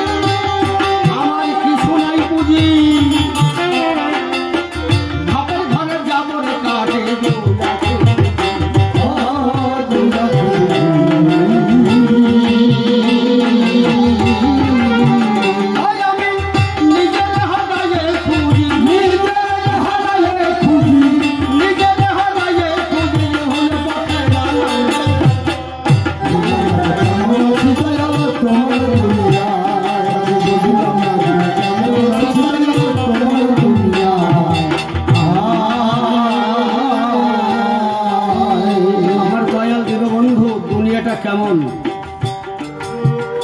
বিশ্ব হিন্দু সনাতন ধর্মের মানুষ এটা বোঝেন। আপনারা এখান থেকে চলে যাবেন, যেখানে মুসলমান পাড়া আছে আপনারা যাবেন, গিয়ে দেখবেন প্রত্যেকটি মুসলমান পাড়ায় একটা করে মাদ্রাসা আছে। ভালো মন্দটা পরে, প্রত্যেকটি মাদ্রাসায় 7 বছর বয়স হয়ে গেলে ছেলে মেয়েদেরকে নিয়ে গিয়ে তাদের ধর্ম শিক্ষা দেওয়া হয়। কি বাবা, দেওয়া হয়? ইসলাম ধর্মের মধ্যে ধর্মের প্রতি তাদের একাগ্রতা, নিষ্ঠা, চিন্তা ভাবনা, তাদের চেতনা ধর্মের মধ্যে প্রবাহিত হয়। এপিজে আব্দুল কালাম, আব্দুল ফকির জয়নালউদ্দিন আবুল কালাম, তিনিও যখন প্রথম 7 বছর বয়স হয়েছিলেন, তিনি একজন বিশ্বের বড় বৈজ্ঞানিক আমাদের ভারতবর্ষের মধ্যে।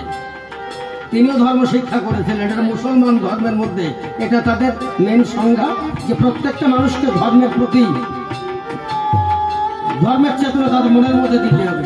হিন্দুদের মধ্যে সেটা নেই। আমার অনুকূল ঠাকুর চেয়েছিলেন এই যাত্রা এমনই, এই মানুষ এরা কথা নেবে না। উনি অনেক চিন্তা চেতনা, অনেক বৈজ্ঞানিক সম্মত ভাবে এই ইষ্টভীতিটা করেছেন। সকালবেলা সবাই যখন উঠে স্নান করে ইষ্টভীতি প্রদান করবেন। ইষ্টভীতিটা কি? আমি দীনবন্ধুর জগতে এসেছি, এই বিশ্বের মালিক একজন, 17,999টা মখলুকাত তার সৃষ্টি, তার সৃষ্টি মানুষ, এই জগতে সব কিছু তার সৃষ্টি। আমার বলে কিছু নাই, আমার বলে কিছু নাই। তাহলে তার জিনিস তারে দেওয়া হচ্ছে, এটা তো দেওয়া হয় না বাবা। তাহলে কি দেওয়া যায়? আমাকে যখন পাঠিয়েছে আমার এই দেহ মন্দির খানার মধ্যে প্রাণ পাখি যখন তিনি দিয়েছেন, আমাকে কর্মযোগ্যতা দিয়েছেন, কর্ম করার অধিকার দিয়েছেন। তাহলে হে মানুষ, তুমি কর্ম করে তোমার সমার্জিত অর্থ কিছু ইষ্টভীতি রাখো। ইষ্ট মানে কি? মঙ্গল। ভীতি মানে কি? মঙ্গলের ভরণ পোষণ করা, এটাই ইষ্টভীতি। আপনার নিজের জন্য আপনি ইষ্টভীতি দিচ্ছেন, আমার প্রভুর জন্য নয়। স্রষ্টা, সৃষ্টির স্রষ্টা যিনি, আমার দেওয়ার মতো কি আছে? আমার দেওয়ার মতো তো কিছু নাই। এই জগতে যেখানে হাত দেবো সব তার, আমার বলে কিছু নাই। তাহলে আমি কি দেবো? একমাত্র আমার শ্রমটুকু দেওয়া যেতে পারে, তা শ্রমটুকু তো আমি দিতে পারি না। আমি যখন একজন গৃহী মানুষ, তাহলে আমাকে শ্রম করে আমি হয়তো 300 টাকা আমি পারিশ্রমিক পেলাম, আমার দীনবন্ধুর নামে, আমার ইষ্টের মঙ্গল সাধনের জন্য, আমার মঙ্গল ভরণ পোষণের জন্য আমি 1টা টাকা করে দিলাম। এই 1 টাকা বাড়তে বাড়তে বাড়তে বাড়তে এমন একদিন এমন হবে, সুদ সমেত ঠাকুর তোমার ধন তোমারে দেবে। হরি বল, হরি বল। ইষ্টভীতি। এক ঋত্বিক একজনকে দীক্ষা দিয়েছেন, দীক্ষা দিয়ে তার হাত ধরে বলেছে, বাবা তুই তো বড় অভাবী লোক, তোর তো কিছু নাই, তুই খেতে পাস না, তাই তুই প্রত্যেকদিন কিছু ইষ্টভীতি রাখিস। ইষ্টভীতি ও রাখতে পারে না।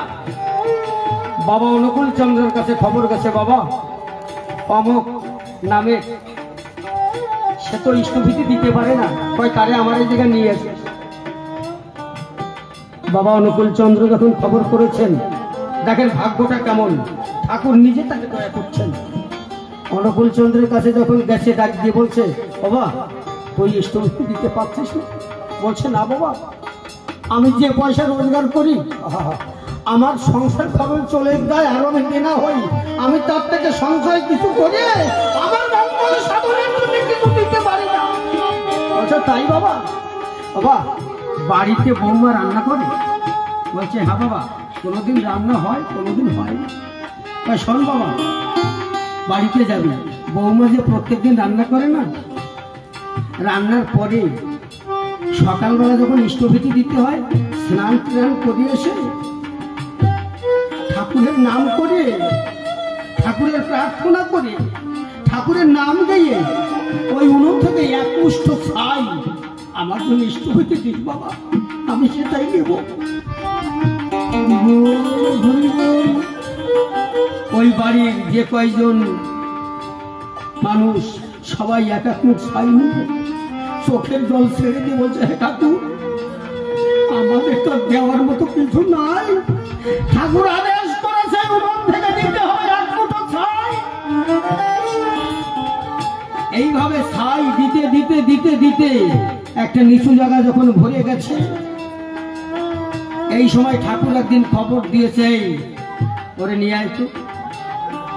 ঠাকুরের কাছে গেছে, ঠাকুর বলছে, বাবা তুমি আজ 2 বছর 3 বছর ইষ্টভৃতি দিচ্ছ, যেখানে দিচ্ছ সেখানে ছাইয়ের গাদা কত বড় হয়েছে? বলে, বাবা কাটা 10 জায়গা বড়িয়ে গেছে একেবারে ছাইতে। বাবা একটা কাজ কর, এই ঠাকুর বাড়ি থেকে দেখ অনেক মান কচুর চারা আছে বাবা, এই মান কচুর চারা পরে দিলাম, এই মান কচুর চারাগুলো নিয়ে তুই ওই ছাইয়ের পরে লাগাইয়ে দিবি।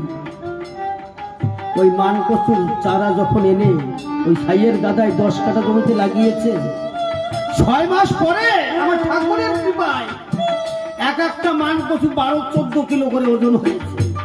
ঠাকুর বাড়ি গিয়ে খবর দিয়েছে, বাবা তোমার মান কচু এখন খুব হয়েছে বাবা। ওই কচু তো আমার না বাবা, কচু তোর, তুই বিক্রি কর, তুই বিক্রি করে ধনে ধনে পরিপূর্ণ হ, তুই একজন সভ্য মানুষ হ, তুই একজন ভালো মানুষ হ, তারপর তুই আমার ইষ্টভীতি দিস। ইষ্টভীতি আমার ঠাকুরের জন্য নয়, যার যার মঙ্গলের ভরণ পোষণ। ইষ্ট মানে মঙ্গল, ভীতি মানে ভরণ পোষণ। আলাদা কিছু। মানুষের মন গড়িয়ে গেলে কি হয় জানেন? মানুষের মন গড়িয়ে গেলে মানুষ গোবিন্দ দর্শন পায়, শ্রীমতী রাধিকারও দর্শন পায়। তাই কি বলছে, পাল্টে গেছে পৃথিবীটা, মানুষের নেই দাম, জীবনে দলে দলে গায়ার অসুরত্ব দাম, অসুরত্ব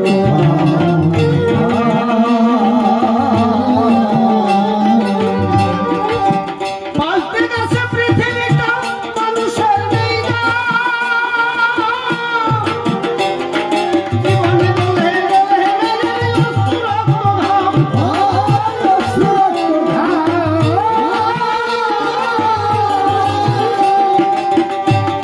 তাহলে এই পৃথিবীটা পাল্টে গেছে কেমন হবে?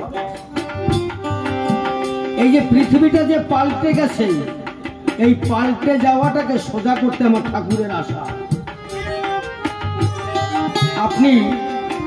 আমি অসিত সরকার হয়ে বলছি, আপনি একজন অনুকূল ঠাকুর মতপথের মানুষের বাড়িতে যাবেন,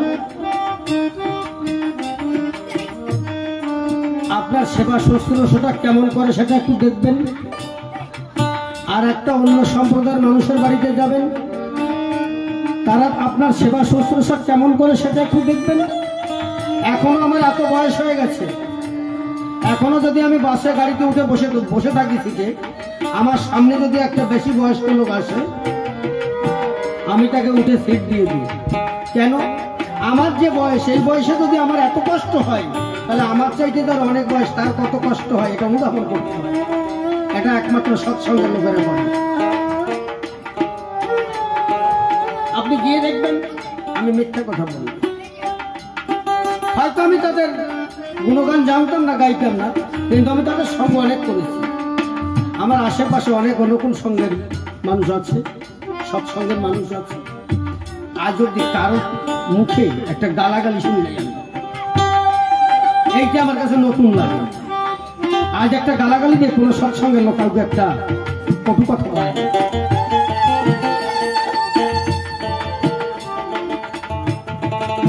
পাল্টে গেছে পৃথিবীটা, মানুষের নেই দাম, জীবনে দলে দলে গায়ার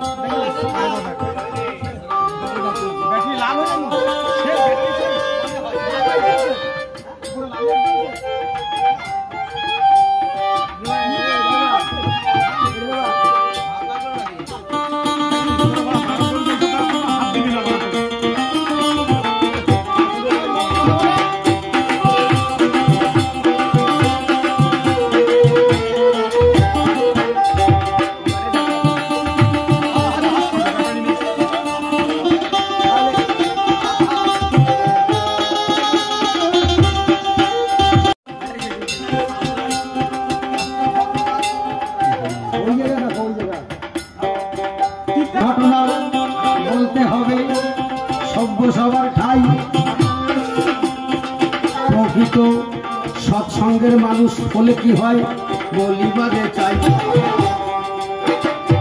বাবা, আপনাদের এই পশ্চিমবাংলায় আপনারা অনেক জায়গায় যান, সৎসঙ্গের মানুষ অতি সুপরিবেশ মার্জিত সৎসঙ্গের মানুষ হলে কেমন হয় দেখেন। কোন এক বাড়ির সৎসঙ্গের ভক্ত প্রাণ ঠাকুরের নাম করে আমার ঠাকুর অনুকূল চন্দ্র ভালো রাখে তাকে। একদিন বাবা এক ঘটনা বলি সবার খাই, ধৈর্য ধরে বসে বসে শুনিবেন সবাই। একটু সাউন্ডটা বাড়াই দেবে বাবা, তুমি কিছু না। এক ভক্তের বাড়িতে একটু বাড়াই দেবো বাবা, একটু কমিয়ে দেবো। এক ভক্তের বাড়িতে আমার এই অনুকূল ঠাকুরের মতের মানুষ তারা, এক ভক্তের বাড়িতে তার একটা ছেলে একটা মেয়ে। তা ছোটবেলা থেকে বাবা মা ঋত্বিক ধরে তাদের দীক্ষা দিয়েছে এবং ছোটবেলা থেকে তাদেরকে গীতা শিক্ষা দিয়েছে এবং এই ঠাকুরের মত পথ আদর্শ ভালো করে শিখিয়েছে এবং স্কুল কলেজের মধ্যে দিয়ে পড়াশোনা করে অতি সুপরিবেশ মার্জিত ভাবে বিশাল ডিগ্রি নিয়ে একটা ছেলে একটা মেয়ে পেয়েছে। মেয়েটা কলকাতা মেডিকেল কলেজের একজন ভালো ডাক্তার, বড় ডাক্তার। ছেলেটা প্রশাসন ডিপার্টমেন্টে একজন ভালো অফিসার হয়েছে, অনেক বড় অফিসার।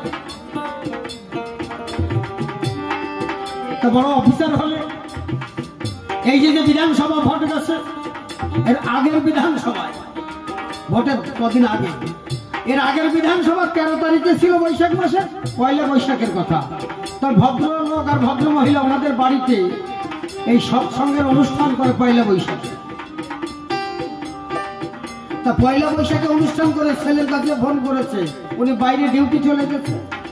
ছেলের কাছে ফোন করে যাওয়া বাড়িতে তো ঋত্বিক সস্তায়ন আচার্য অনেক ভক্তবৃন্দ বাড়িতে, হাজার হাজার ভক্তবৃন্দ আসবে। তা বাবা তুই আসবি না? মাকে বলছে মা আমি যাব কি করি, সামনে তো ভোট, আমার তো ছুটি দেবে না। আমি দরখাস্ত করেছিলাম ছুটি নেওয়ার জন্য, কিন্তু আমার দরখাস্ত আমার ছুটি দেয় নাই। না মা তোমরা ভক্ত সেবা করো, আমি তোমাদের মধ্যে থেকে আমি ভক্ত সেবা করবো মা, আমি যেতে পারবো না, পয়সা করি যা লাগে আমি সব পাঠিয়ে। উনি পয়সা করে পাঠিয়ে দিয়েছে, কিন্তু পয়লা বৈশাখ ওনার বাড়িতে অনুষ্ঠান, ওনার উপরের যে বড় বাবু তিনি কিন্তু জানেন, তিনি তো ছুটি দেন। এখন পাশে যেখানে উনি থাকে কোয়ার্টারে, তার পাশে এক জায়গায় এরকম বড় নাম বাসর হয়েছে, বৈষ্ণবেরা নামযজ্ঞ করছেন। তা বড়বাবু মনে মনে চিন্তা করলেন সুব্রত বাবুকে আজকে নাম বাসনের ডিউটিতে পাঠিয়ে দিই। ওরা যখন পুলিশ প্রোটেকশন চেয়েছে, থানায় পারমিশন করেছে, তাহলে সুব্রত বাবুকে পাঠিয়ে দিই। সুব্রত বাবুকে বলছে সুব্রত বাবু একটা কাজ করুন না, আপনার বাড়িতে তো আজকে অনুষ্ঠান, ভক্ত সেবা চলছে, তা আজকে আপনি তো বাড়ি যেতে পারেননি, আজকে আপনি এইখানে গিয়ে আজকে ডিউটিটা দেন, তাহলে মনের যে তার জ্বালাটা সেটা মিটে যাবে। সেটা অনুধাবন করে বড়বাবু ওখানে ডিউটি পাঠিয়েছে। তা 12টার সময় ডিউটিতে গেছে, 12টা থেকে একাধারে উনি ডিউটি দিচ্ছে, রাত 12টা বেজে গেছে। কিন্তু আপনাদের এখানে আমি অসিত সরকার হয়ে বলছি, কারোর সঙ্গে যদি এরপরে কোনোদিন ঝড়খালি আসি, এই যে যারা আপনারা বসে আছেন ঋত্বিক সস্তায়ন এমনি ভক্তবৃন্দ, আপনাদের সঙ্গে দেখা হলে আমি যে সম্প্রদায়ের লোক হই না কেন আপনাকে আমি বলবো জয় গুরু, তাই না বাবা? বৈষ্ণবের সঙ্গে দেখা হলে তাকে তারা বলে জয় রাধে, জয় নিতাই, জয় শ্রীকৃষ্ণ। মতুয়ার সঙ্গে মতুয়া দেখা হলে বলে জয় হরি বল, জয় হরিচাঁদ, জয় গুরুচাঁদ, জয় তারকচাঁদ, জয় গোপালচাঁদ, জয় শ্রী, এটা বলে। কিন্তু আমরা যারা কবিরাম তারা বিচার করে চলবে। আপনি যদি আমার কথায় ব্যথা না পান তাহলে আমার সাধনা ঠিক, আপনি আমার কথায় ব্যথা পাবেন এমন কোনো কথা আপনাকে আমি বলবো না। এখন উনি ওইখানে গিয়ে ডিউটি দিচ্ছে, ওনাকে কেউ জয় গুরুও বলে না, জয় রাধেও বলে না, জয় নিতাইও বলে না, জয় শ্রীকৃষ্ণ বলে না, জয় গুরুও বলে না। এটা শুধু আমার অনুকূল ঠাকুরের মতের ধ্বনি আমার মনে হয় না, আমাদের মতুয়াদের মধ্যেও কারো সঙ্গে কারো দেখা হলে আমরাও বলি জয় গুরু, কি ভাই বলি না কি জয় গুরু। তাহলে অনুকূল ঠাকুর কি নতুন কিছু তো নাকি নাকি যা দেখে সবার জন্য পুরাতন জিনিস গাড়িয়ে মুছে পরিষ্কার করে দিয়ে গেছে। তোরা ধুলোর মধ্যে নেটাই এনেছিলি, জং দিয়ে গেছিল, সেটা পরিষ্কার করে দিয়েছে। ভদ্রলোক এখানে ডিউটি করছেন, তা কেউ আর ওনার ডাকে জয় গুরুও পায় না, জয় হরি বলে বলে না, জয় শ্রীকৃষ্ণ পায় না, জয় নিতাইও পায় না, জয় রাধেও পায় না। মানে ওই যে পুলিশের পোশাকটা এত ঘৃণিত পোশাক, কলঙ্ক লাগিয়ে গেছে প্রশাসনের ওই পোশাকে। মানুষ ওই পোশাকের দাম দেয় না এখন, আগে দিত কি মানে ঘুষ খাইতে খাইতে নীতি নীতি পোশাকটা এমন কালো হয়ে গেছে, ধুলিও পরিষ্কার হয় না, যত সাবান দেবেন 3 মিনিট পর যা পাই। ওই জন্য ওই পোশাককে ঘৃণা করে কেউ কথা বলে নাই। কিন্তু উনি তো একজন ভাবুক লোক, ভক্ত লোক, উনি অঝরে কাঁদছে আর বলছে, হে ঠাকুর আমার কেউ জয় রাধেও পায় না, জয় গুরুও পায় না, জয় শ্রীকৃষ্ণও পায় না, জয় নিতাইও পায় না, এ কোন জ্বালা। রাত যখন 12টা বেজে গেছে, পাশের বাড়িতে এক বাড়িতে গিয়ে এক মহিলাকে বলছে, মা মহিলা ভয় পেয়ে গেছে, কি ব্যাপার? পুলিশ অফিসার আমাকে মা বলে কেন? পুলিশ অফিসার যখন মা বলে দেখেছে, মহিলা বলছে, হ্যাঁ বাবা বলুন। বলছে, মা তোর বাড়ি সাদা ধুতি আছে? তেমন তো সৎসঙ্গের মানুষ। বলছে, হ্যাঁ বাবা আছে। আমার একটা সাদা ধুতি দিবি মা? সাদা ধুতি যখন দিয়েছে, সাদা ধুতিটা পরিধান করে পুলিশের পোশাকটা খুলে চেয়ারের পরে রেখে বলছে, মা তোর বাড়িতে চন্দন নাই? বলছে, হ্যাঁ বাবা আছে। আমাকে একটু চন্দন দে না। চন্দনটা নিয়ে নয়নের জলে গুলে জয় গুরু বলে যখন ফোঁটা দিয়েছে ভালে, আত্মচেতনা তখন এসে গেছে তার ভাগেলে।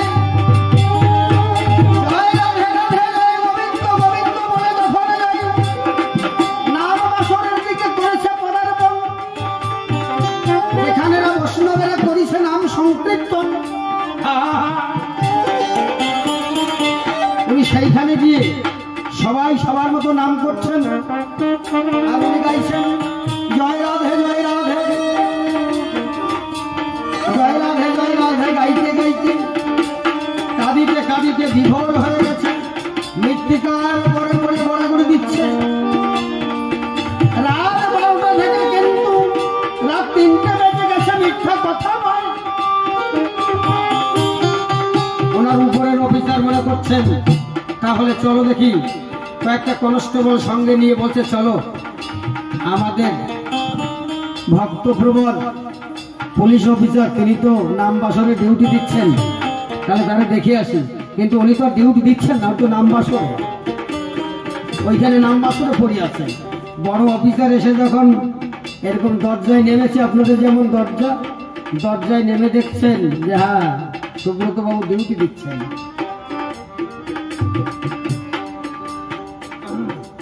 বড়বাবু বলছেন, সুব্রত বাবু আপনি ডিউটি দিচ্ছেন তো? বলে, হ্যাঁ ভক্তে আমায় যেভাবে ডিউটি করে আমি সেইভাবে ডিউটি করি। উনি বলছেন, ঠিক আছে আপনি ডিউটি করুন। তা বাবু আমি একটু নাম বাসরে দেখে আসি, ভক্তরা কেমন ভাবে নাম করছে। কিন্তু সুব্রত নামের বাসরে আর এই আর সুব্রত ডিউটি দিচ্ছে দাঁড়ে। বড়বাবু তো চিনতে পারেন। ইনি যখন নাম বাসরে গেছে, গিয়ে দেখছে সুব্রত বাবু ধুলায় দূষরিত অবস্থায় পড়ে আছে।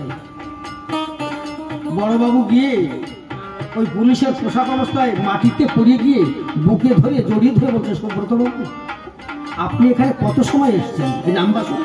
বলছে, বড়বাবু সেই রাত 12টার সময় আমি এখানে নামবাসরে এসেছি, আর ডিউটিতে যাই নাই। সুব্রতকে বুকে জড়িয়ে ধরে বলছে, সুব্রত রে আজ তোর জন্যে সেই অনাদি আদি গোবিন্দ আজ তোর রূপ ধরে ভক্তের মান রাখতে আমার ঠাকুর অনুকূল চন্দ্র আজ তোর জন্য দরজায় ডিউটি দিচ্ছে। চল ভালো যাই যাই অনুকূল চন্দ্র পৃথিবীমান দয়া করে ভক্তবৃন্দ হরি হরি বল হরি জয় গুরু জয় রাধে জয় রাধে রাধে রাধে। গিয়ে দেখছেন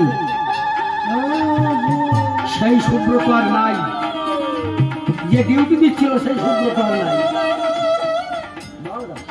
সুব্রতকে জড়িয়ে ধরে বলছিল, সুব্রত রে, আজকে সোনার মানুষ পেয়ে আমি হারিয়ে ফেললাম। ও সুব্রত, আজ তোর মতন পরম ভক্তের জন্য আমি আজকে সোনার মানুষের দর্শন পেয়েছিলাম, তারে চিনে ধরে রাখতে পারি না। এই যে আপনারা যারা এখানে এই আমার ঠাকুরের জন্য এই সভা আয়োজন করেছেন, আমার ঠাকুর যে কখন আসে, পুরুষোত্তম যে কখন আসে, কখন কোথায় বসে, আমাদের এই চোখে আমাদের সেই সাধনা নাই, আমরা সেই চোখে দেখতে পারি না। কিন্তু তিনি আসেন, তিনি না আসলে এই সভা পরিচালনা হতে পারে না। তিনি প্রত্যেকটি সবাইকে সভাপতিত্ব করেন। উনি তো চলে যাওয়ার মানুষ না। অনেকে বলে উনি চলে গেছে, না, উনি লীলা সংগ্রহ করেছে, উনি চলে যায়নি, উনি আছেন। আপনি যে অবস্থায় যেখানে যদি কায় মনে রাখতে আমার পুরুষোত্তম প্রেমময় শ্রী অনুকূল ঠাকুরের প্রতি আত্মসমর্পণ করে যদি একবার ডাকতে পারেন, যেখানে ঠাকুর আজও কথা শুনে ভক্তের মান রাখছে, আজও ঠাকুর নাম বা করে ডিউটি দেয়, কিন্তু মানুষ বোঝে না। আমার ঠাকুর না পারে কি? আমার ঠাকুরের অলৌকিক লীলা যদি আমি রাত ভরে বলি, রাতেও শেষ হবে। একটা জিনিস চিন্তা করে দেখ, হরিচরণ, তুই বলি ঠাকুর অবতার পুরুষ কিনা, ভগবান কিনা? ঠাকুর পূর্ণ ব্রহ্ম, পূর্ণ সনাতন, যিনি জগতে জাগরণ ঘটায়, তিনি পূর্ণ ব্রহ্ম, পূর্ণ সনাতন, এছাড়া অন্য কিছু নয়। সাধারণ একটা মানুষ যদি ঋত্বিক হয়, যদি গুরুদেব হয়, তাকে বাবা বলে পরম ব্রহ্ম বলে সম্বোধন করিস। আর যে সারা বিশ্বকে লালন পালন করে, সে তো তোর বাবাও না, তোর মাসও না, তোর টাকাও না, সে পরম ব্রহ্ম সনাতন। আমার অনুকূল ঠাকুর পরম ব্রহ্ম সনাতন, তার 32 চিহ্ন তার দেহের মধ্যে আছে, এই প্রমাণ দিয়ে গেছে আমার উমেশ চন্দ্র লাহিড়ী। আমি এই কথা বলে গেলাম তোর সভা সদন। তোর যদি অন্য কোনো কথা থাকে তুই আমার বলিস, যাকে অনেক ভাবে অনেক কথা বসে বসে কয়েকখানা প্রশ্ন আমার করেছিল, তাকে করে দিলাম আমি তাহার সমাধান। এসে কোন স্বভাবে কোন কথা কয়, দ্বিতীয়বারে জবাবে বলে আসিলে সবাই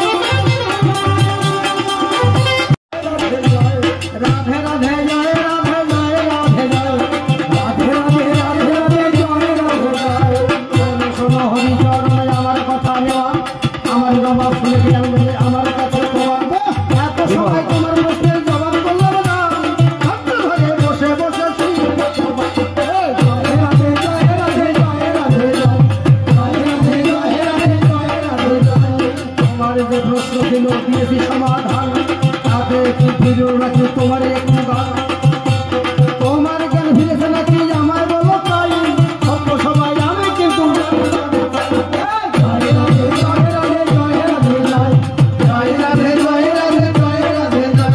সৎসঙ্গ বলতে যদি আরো কিছু চাও আরো কিছু কথা তুমি আমার কাছে পাও সৎসঙ্গে কি তোমার করতে পারে জানি সত্য সবাই বলবো আমি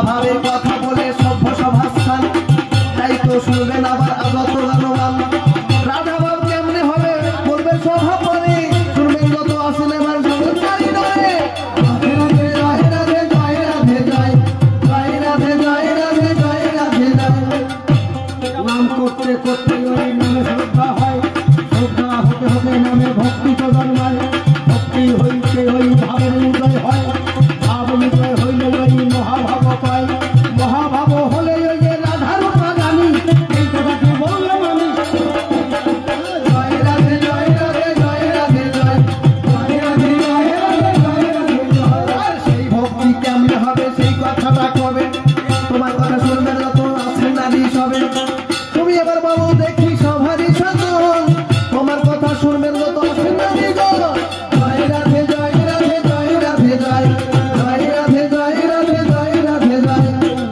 আমার সেই অনুকূল যে আদর্শ জগতে দিয়েছে সেই অনুকূল মেনে কেউ চলতে দেখে গেছে আর ওই যে রাধা ভাবে এমনিতে জন্মায় এই কথায় আমার ঠাকুরকে পায় ঠাকুরের ভাব আদর্শ যখন নিতে পারে সেই জায়গাকে মানুষ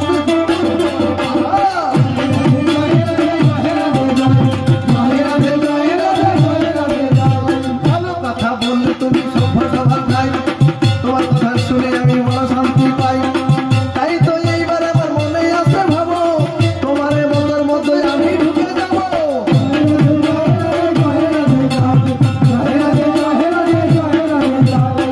একটা কথায় আমি বলি তোমায় এবে এখন তোমার সময় আছে আমাকে দেও ঘরে যাবে দেও ঘরে গেলে ঠাকুরের হবে দর্শন আমার সঙ্গে দেও ঘরে করিবে গমন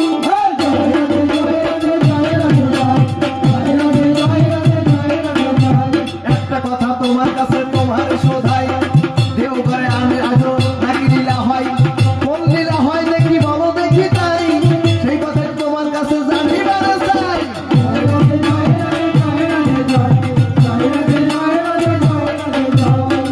ঘরে এখন আমার বড়টা বসে আছে আমি তো নিয়ে যাবো ফুল তার কাছে বড়টার উপরে আছে মানে ঠাকুরের অনুকূল সমস্ত কাজের মধ্যে সেই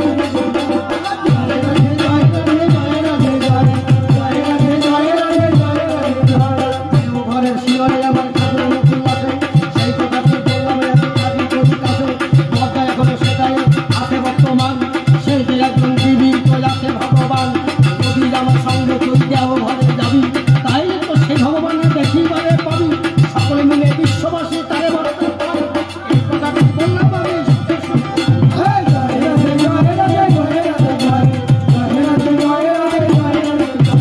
কথা খাও দিদি কই আছে মিথ্যা কথা নয় দেও ঘরে গেলে দেখা পাবি যে সেটাই লক্ষ লক্ষ মন্দির আছে সেই কথাটি বললাম আমি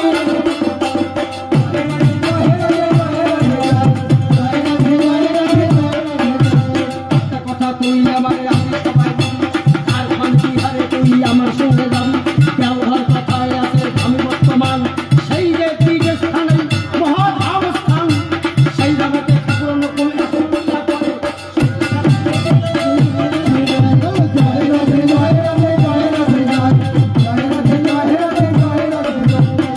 বেশি কথা বলার আর দরকার নাই করে নিয়ে আমি এবার ঘরে যেতে চাই ঠাকুর অনুকূলকে দেখা বলে মিথ্যা কথা নয় যদি ডাকার মতো সত্যি থাকে হৃদয় তবে বেশি কথা আর আমি বলতে যাবো কেন? আমার অনুকূল হয়েছে জানতো ভগবান তোরে দেখাইয়ে আমি আনিব তাই তোরে নিয়ে আমি যেন ডাক্তারের যাই